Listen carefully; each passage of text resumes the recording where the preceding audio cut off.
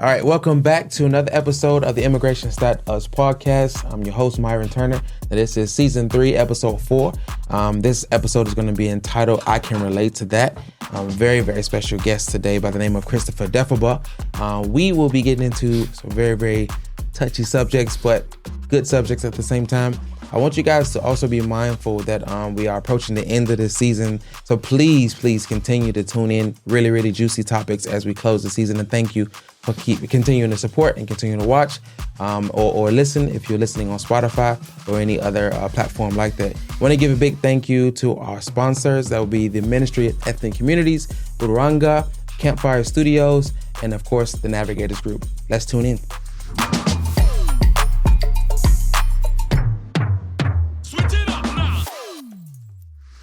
Okay, Christopher, welcome to the studio. Thank you for coming by and doing the show. Glad to be here. I'm actually really, really honored to have you here because of what you carry, what you bring to the table. Really super excited to get into this. There's so many different things. I'm excited to get to part B of this podcast, but I can't skip that. You know, I gotta do the process. So let's talk about, you know, how you ended up in New Zealand in the first place. Now, you actually are originally from Southern California? No, I'm not from there. I'm from Pennsylvania. You're from Pennsylvania? Yes. But didn't you say, I'm sorry about that. South Central Pennsylvania. South Central Pennsylvania. Amish country. Okay. And how many years have you been here? I've been here 30 years now. Wow, 30 years. Mm-hmm. Okay. All right. So what brought you all the way to New Zealand from Pennsylvania? Yeah, I certainly not a place that I was ever planning to come to. I think even when I had purchased the tickets, I still wasn't sure where it was at. I thought it was probably in Europe because as an American, if you don't know where it's at, it's probably in Europe or something. But I needed a real change in my life, and I heard there's a good place to go and change in New Zealand, and it was a school called Lifeway. Yes, and Lifeway was a small Bible school, really, but people from my church had gone there, and it really changed their lives. And the major thing was I needed a major change, and when I found out how far away New Zealand was, it was like that's a major change. And I went to the school and loved being introduced to New Zealand, but I certainly wasn't planning to stay. I was just planning to focus on this course and go back to God Bless America. Yes. As you always want to go back to when you're an American. Man, I mean, yeah. I still feel like that. I just had that conversation today at work, actually, talking about feeling homesick. I don't know if it's the deep dish pizza or it's the aggressive police officers. I don't know which one I miss more. I just have been feeling like going back and experiencing that red, white, and blue one more time. I just miss it. It's nothing like it. It's probably Sam's Club. You know, Maybe. Something like that. I don't know. Walmart. Yeah. All that poverty and all that processed food and affordable price. Yes. That's what they get me every time. But anyway, okay. So can you tell me a little bit about your actual immigration process? Yeah, and it's during that Bible school, I met this beautiful young Kiwi and decided I'd really like to spend the rest of my life with her in America. Oh, okay. Yes, so we were going to...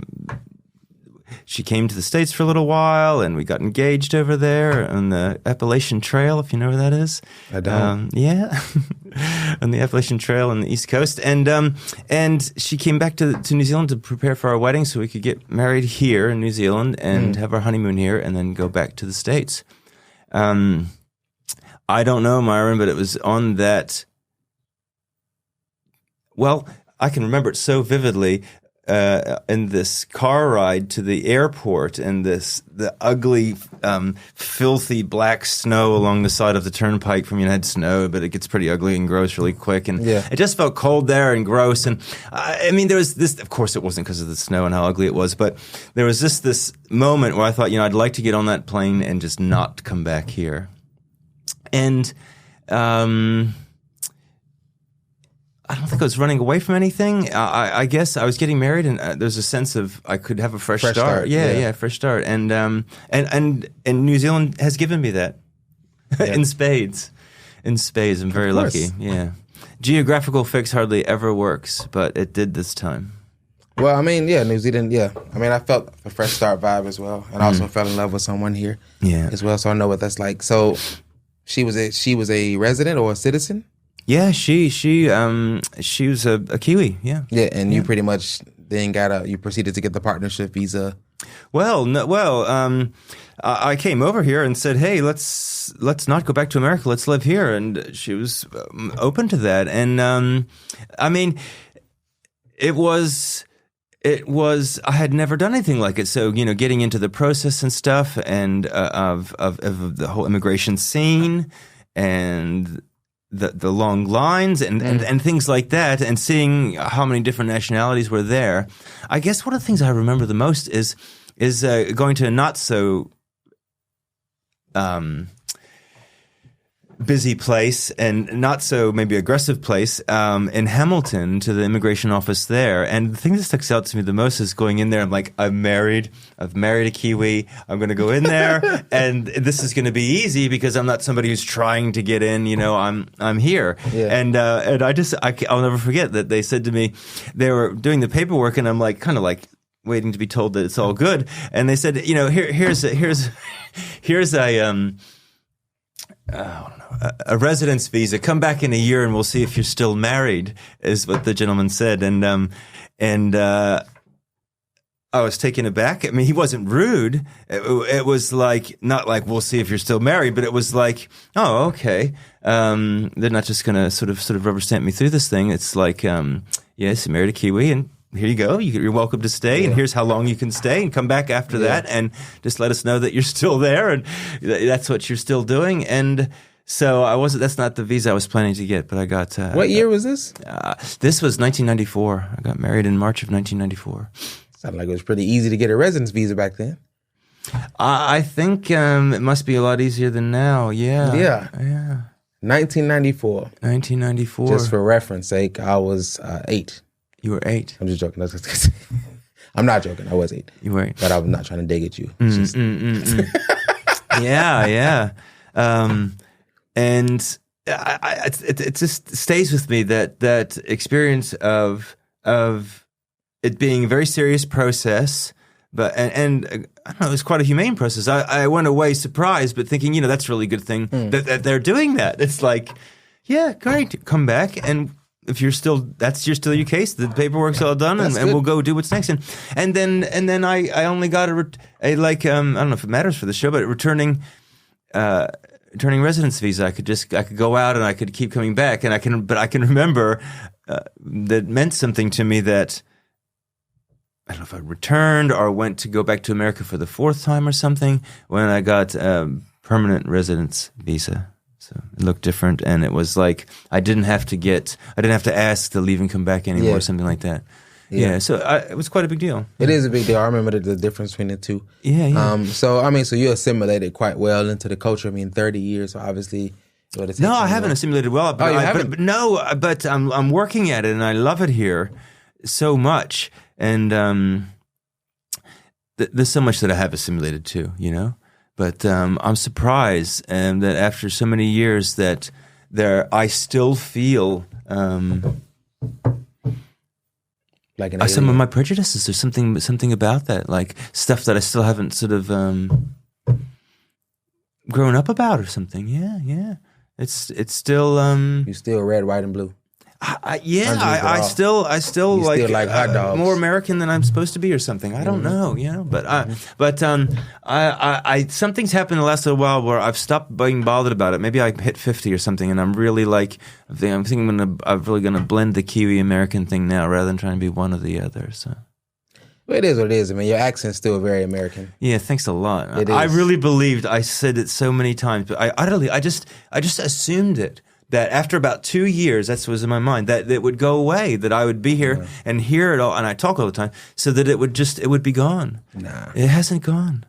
You still you sound pretty American. Okay, so I always ask everybody that comes on the show your highlights and your lowlights. So can you tell me about you should have a few highlights, but could you give me your number one highlight since moving to New Zealand? 30 years in the making, so you should give me a really good one. Give me the highlight of you being here, like a moment in time when you feel Google-eyed in love with New Zealand. Well, I'll tell you. Yes. I'll tell you. Give me a highlight. Yeah, I can tell you. Yes, I can tell you a highlight that a personal, like a New Zealand highlight, a real New Zealand highlight. I actually want to probably do two, but I've really struggled to do. I don't know. There's like a different way that friendship's done here, and I think I complained about it a lot, or just focused on my work a lot. But there was a time with this group of people. They came to a thing I was doing, and it was, they were there once a week for quite, like almost a year, and it was about 8 of them that came down from this place called Whangaparoa, north of Auckland, and it's all I can say. These people adopted me, and I was really doing what I wanted to do with my life, but I was familyless, and a lot more friendless than I would have admitted. But this like they picked me up and introduced me to their story, and I was very willing, but it's almost that they wrote me into their story, and there's a larger group of them, and holidayed with them for many years. Traveled to Whangaparoa lots and lots of times, and entered in and enjoyed the friendship of them. And you live with a family. Is that what you're saying? Was this a family? No, it was they felt like family, but it was many people my age. A lot of them much younger than me, as part of their group, and they had been friends for many years. So there's times where there'd be 20 people, 6 people, 10 people. It'd be like that, and I was so proud to. And they just took you in. Yeah, that, and I hadn't had that before. That is cool. Yeah, that's pretty cool. Because I was a bit complaining about New Zealand, and they picked up on that and said, "You just don't know us." And they were right. Cool. They were right. Yeah. So I think. They're an incredibly special group of people, incredibly hard to say too much good about them. But it's through their love and friendship that I sort of thawed out to everybody else, I think. Thawed out to my prejudices or whatever, to other Kiwis, and realized, I hadn't found there's more people who are very keen. And since then it's been welcoming. Welcoming, been a lot different, Okay, what about a low lights? Something that was make you feel like maybe I'm not in the right place after all. You don't have to get too personal, because I know you can always go into the darkness. Yeah. Put out some stuff that you didn't want on camera. Yeah, but, that's right. Yeah. So maybe something that's not too personal, but still something that was like a low light. That rubbed you the wrong way. New Zealand. Like a New Zealand thing that rubs you the wrong way, or a time in your life that you just kind of felt like this is not the right move. I'm not supposed to be in Kiwi land. It's not working out. Because a lot of the people that come here, they can relate to that. Like they come from all over the world, and they're not sure if this actually is supposed to be their place. Yeah, and then they hit me with these stories. So that's all this is. This moment is just more so you can remember. And I did. There was something in me that was like, you cannot visit this place. You have to move there. I didn't know when I moved here that I was moving here, but I was open to that, and it was like I never talked about leaving ever, because I'm like, if I'm going to be here, I might wind up living here my whole life, and I am going to, and. I don't want to be visiting, and I don't want to be one of those immigrants, I guess. One of those immigrants who is never, seems like, I could tell you've been here a long time, but it seems like you haven't really left where you're from. You haven't realized that you're here. So I really wanted to try and be a Kiwi. But you're asking for a low light. If you don't have one, that's good. That's good. That's actually, you'll be the first. Yeah.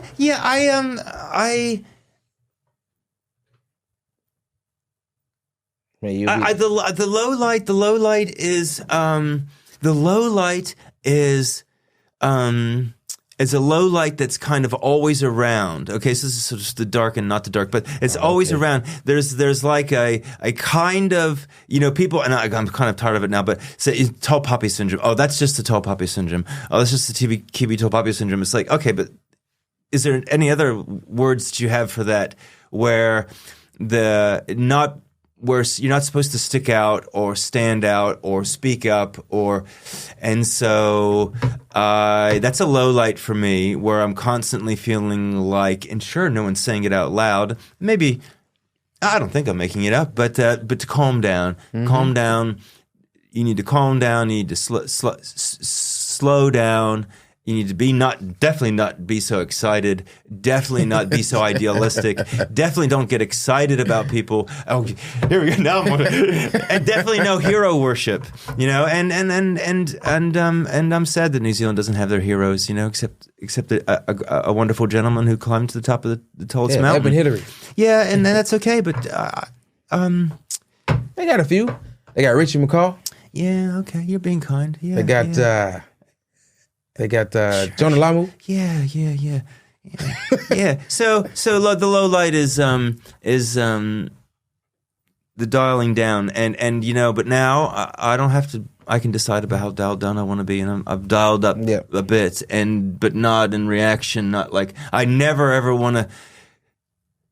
Hey, look, I've really been embarrassed to be an American. You know what I mean? We're loud, white, male, American Protestant. Like. Not too rich, but not too poor, and all that shit. I can't do that, can I?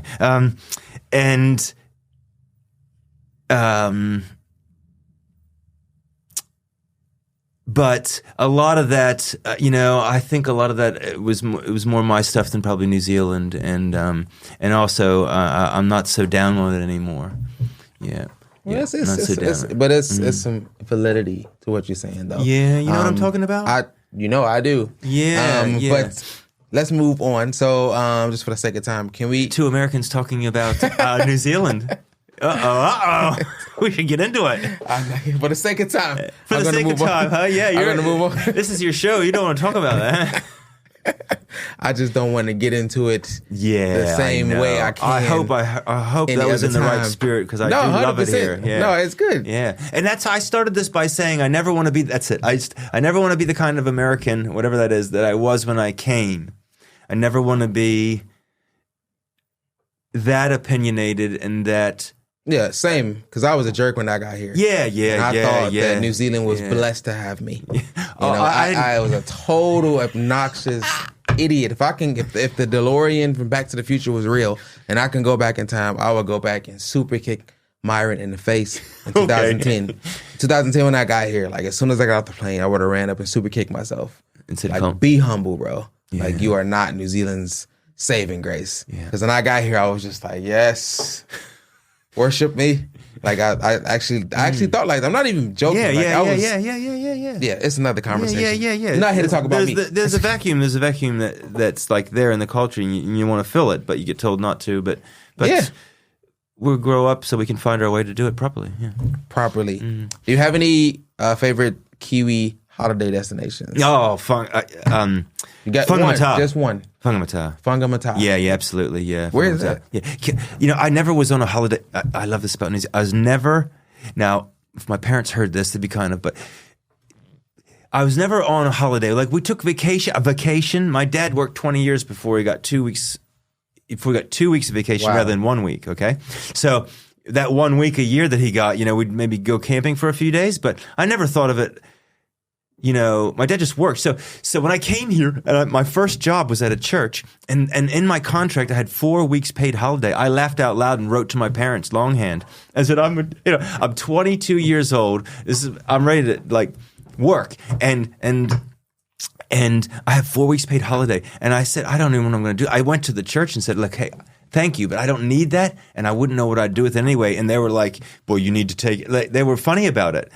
And so I spoke to people in the church and said, look, I just don't know what do you do when you have, I was serious. And they said, this farmer said, oh, I have a batch in Whangamata. And he said, when I go there the first day, I just sit in my chair and I sit there and do nothing all day just for the first day. I took it like a challenge. But anyways, he had this I've used his house and Fungamata, and it was amazing. Like, this is his spare house, and I fell in love with being on holiday. It only took a week to learn how to do it, and then it was like I'm having all 4 of those weeks. One at the first, and then 4 times a year and go away for a week, and it became like this is how these people are like this. They stay healthy by not working and just being. Well, they just anyway. I know maybe that's how it seems. Anyway, No, I understand. And so I went there so many times, and I love that place. I haven't been back for a while, but there was a time when there's 4 or 5 places I could use there for nothing. Back in the good old days, when people just said, "Oh, just use my badge," And I had that happen once. I did live like that for years, and where did that go? So I learned how to.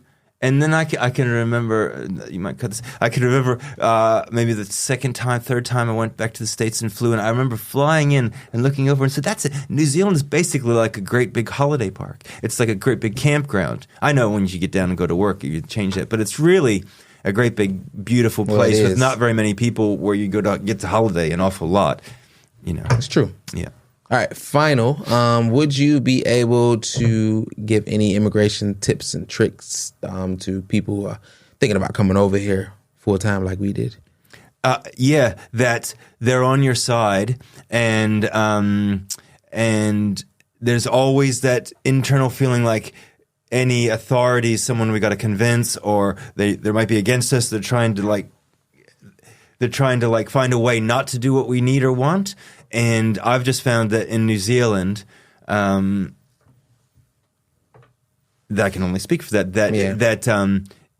they're on your side, and you don't need to have any attitude like, and it's it'll work against you in some way. So don't come with a chip on your shoulder. No, this place is for you. So they're not trying to be, and you might as well just come with that attitude, like they want to make this work, and I'll just try and give them what they need to make it work. That's really, really good advice. Yeah.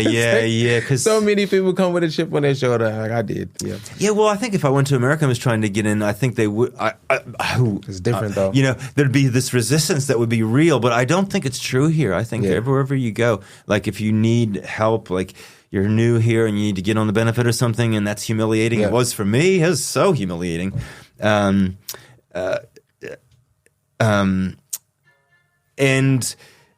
And those people are on your side too. They want to help you. They're for you, and you should just know that before you get there. Yeah. Well, we are done with this session. Thank you so much, Christopher. We'll move on to session B. Switch it up now. Okay, so Christopher, thank you for that amazing story about your immigration process. Right now, I want to get into something that it's ever relevant. It's so relevant. I call this session, I Can Relate to That for a reason. Yeah, that's right. Yeah. For more reasons than one. So, I just thought that, you want to go ahead and share with the audience about what you do for a living? Yeah, I'd love to do that, because it's part of coming here.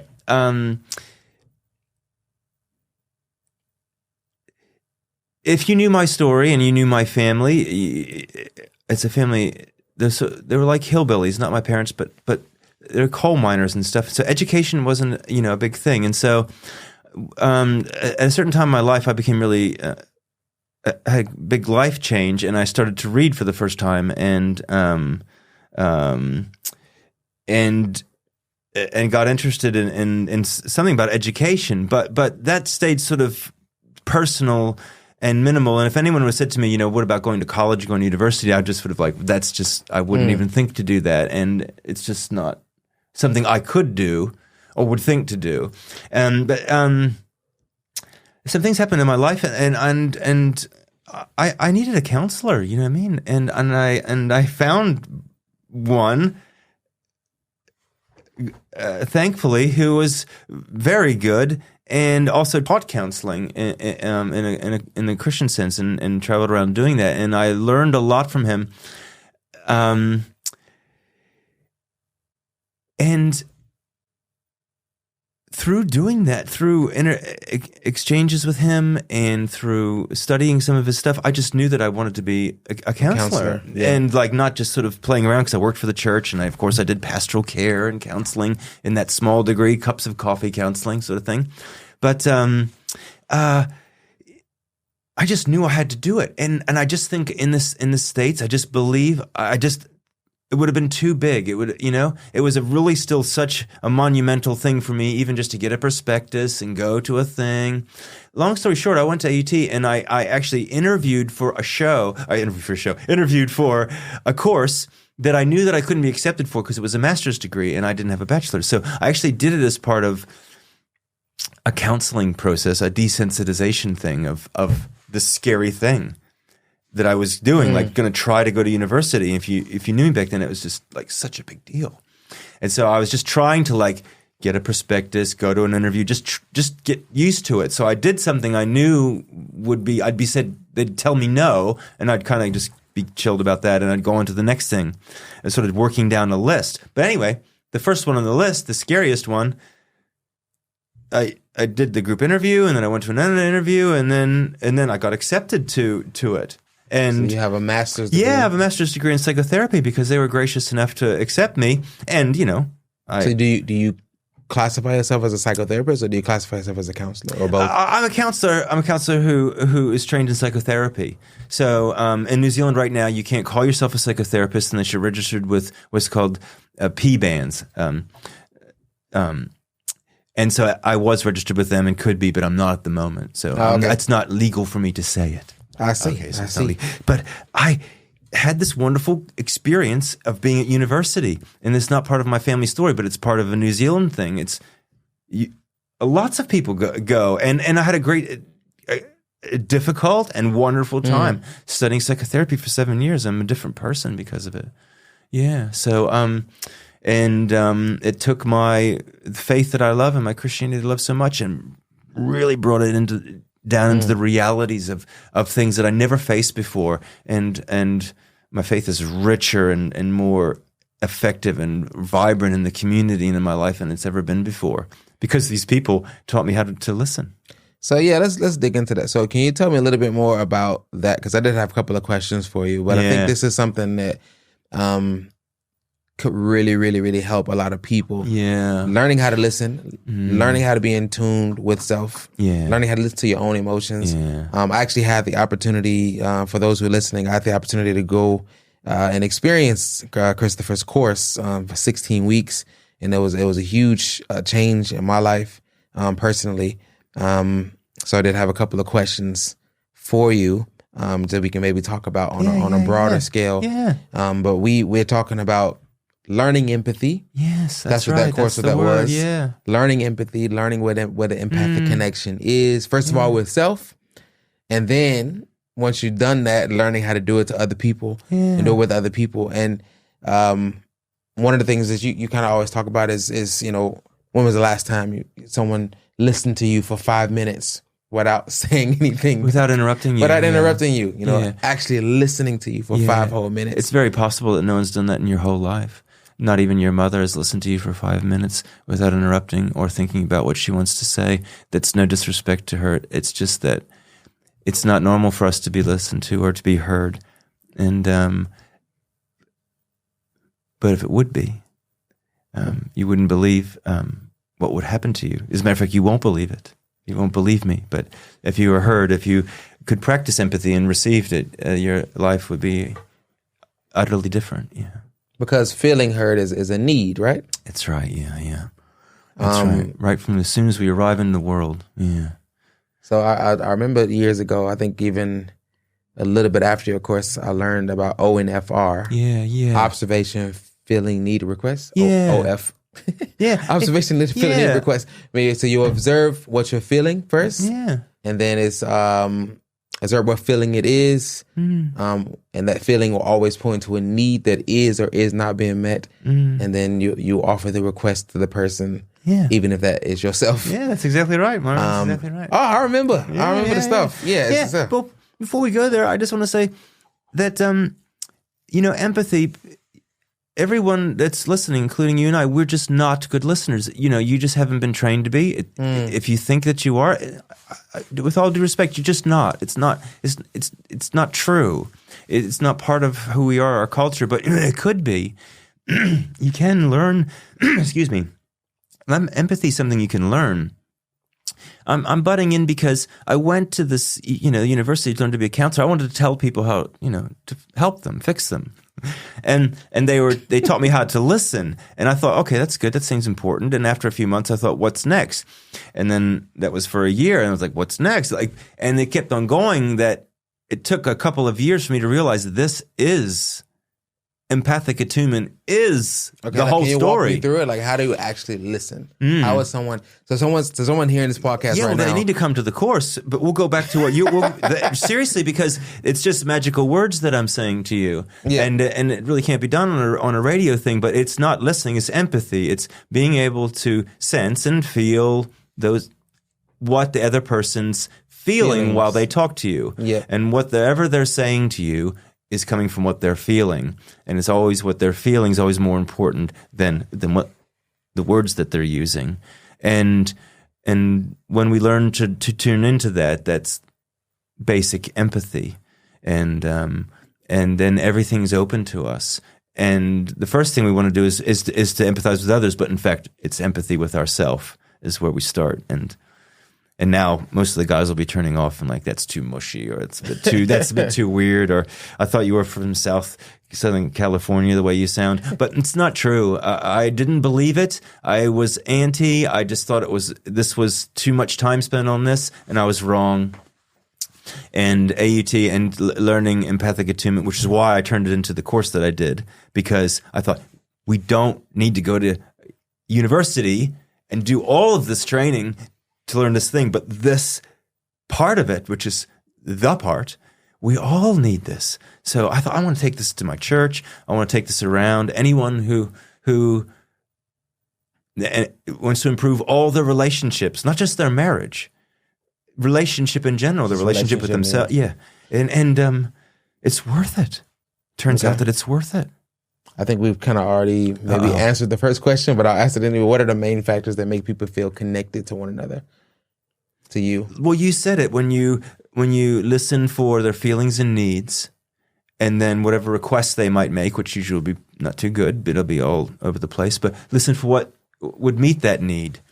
Now, that's further down the line, but that's pretty much what we do, but we're used to just listening to the language, the words, paying attention to that rather than paying attention to what's causing it, which is, of course, how the person's feeling, what they're needing. Mm-hmm. Okay. So, all right, moving to the second question then. Yeah. So once relationships, and I'm asking, I came up with these questions like very, very, very like meticulously. Like I thought about this like someone who's listening who would really feel like this was life-changing information. So, well, it is. It really is. It is. It is. Yeah, I'm not selling something. It's just true. Yeah. Once a relationship has been damaged or has been breached, how can one begin to repair what's broken? Yeah. So, you might go to something like, forgiveness and reestablish trust, but that starts with empathy. Okay? And so if we just backtrack to what I just said and just pretend like we've learned empathy, that's what we're doing when things been breached, trust has been broken, or what's the words that you used? When damaged, like pretty much, things have been damaged. Relationship has been damaged. We lead with empathy, not with our story or our explanation or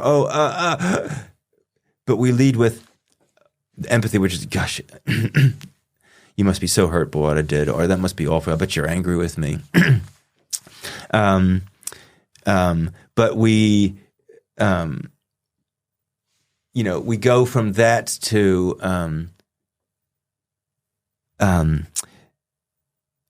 what does this person need? What have I done that's not met their need?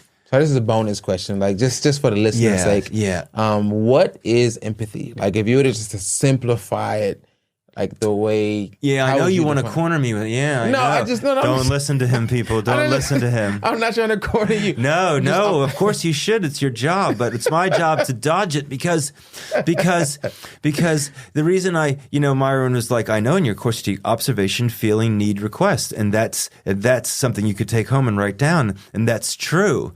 But that observation is empathy without evaluation, and hardly anyone can really do that quite naturally. But empathy is walking a mile in your moccasins. Empathy is not sympathy. Sympathy is, oh, they're there.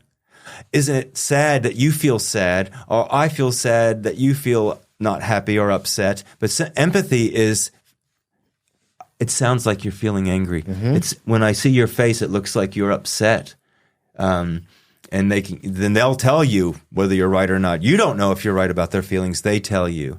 And so we observe without evaluating. We don't judge it. So it's the probing. It's the intentional probing into their feelings. Yeah, and looking and believing in that empathy is reflecting on the feelings of the person is the most important thing you could do. Okay. Yeah. Okay. Yeah. I know that's not the definition, but you can't. But the Indians said it in America, walking a mile in someone's moccasins. It means being shut up for that mile, The sacred art of shutting up is what they meant too. You didn't speak, you listened for that mile. Anything. Yeah.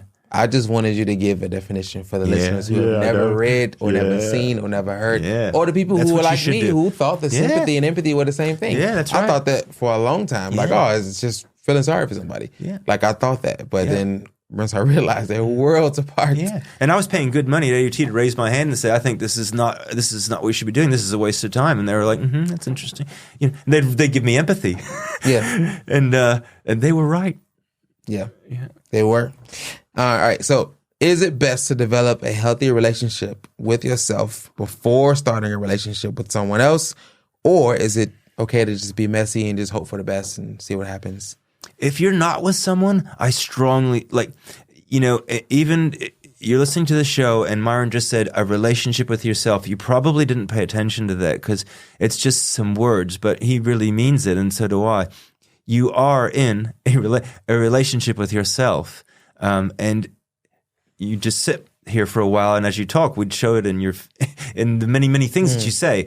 Maybe I don't have to prove it to you, but you're always talking to yourself, and you're always you're not a dog or a cat or an animal or a cow, and so you are in relationship with your own self or your ego, however you want to say that, and that relationship is the most important one that there is, and however that is as good as you're going to be able to do for anyone else. So different religions say you should love your neighbor as you love yourself. The truth is you can't love your neighbor any more than you love yourself. Mm-hmm. Damn. Every mother out there doesn't believe that's true, or most of them, but they think they can love their children more than they love themselves, but they can't. It's not possible. It doesn't stay. So I said that, but I do believe with my whole heart, I've been working with couples. I started working with couples before anything. And that there's certain things that you won't, of course, that it's in the relationship that you'll heal. It's the relationship that heals. And so that's what relates. That's the core phrase of relationship. It's the relationship that heals, the course that I teach. That's it. It's the healing relationship. And so having a partner and having all the stuff that comes up when you have an attachment relationship that won't come up. I don't mean practical things. I mean the deep emotional things. That won't come up until you love someone and they love you back. And you think, oh, that's going to be great. It is going to be great. And it's actually going to bring up everything that needs to be talked about. Mm-hmm. And so that can't be done beforehand.